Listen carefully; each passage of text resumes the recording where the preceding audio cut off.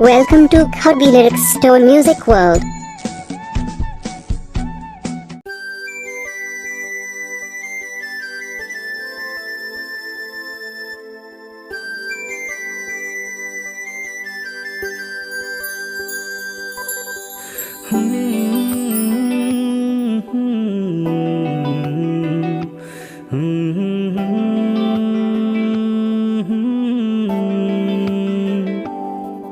PUTHOT SENGKACHERUI THU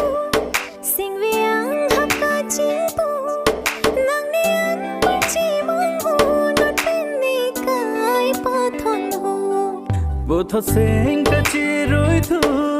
Singviang hapka chilpu Nang nian perci manghu Not penny kai pathon hu Kariya por kirla Nang pensi ka boha Pathir nang isi me Dunang kimi same Chok che do an dia se roi na Dam tang alam do an teng ne na PUTHOT SENGKACHERUI THU Singviang hapka chingpu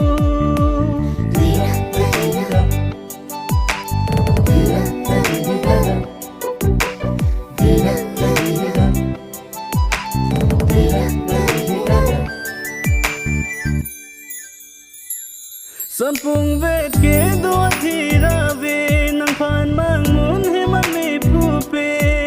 Jadi dam rani wang Cina paprang yuni Ning dong be kacikrong Cobai cicang kone PUTHOT SENGKACHERUI THU Singviang hapka chilpu Nang nian perci manghu Not penny kai pathon hu Rani pi ni nang kele Chidi nang ni nang pele Deng ne lo nang che hon the Do nang ili seng che the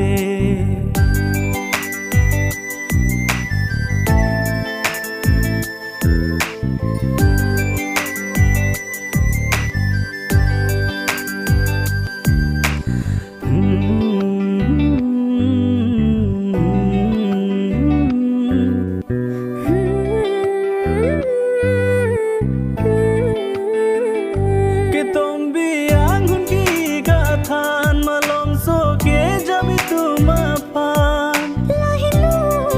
chinilo, nang kini parman lo Nang parman nehen lo, nang taji chinilo PUTHOT SENGKACHERUI THU Singviang hapka chingpu Nang ne an perci manghu Non pene kai pathon hu Rani pi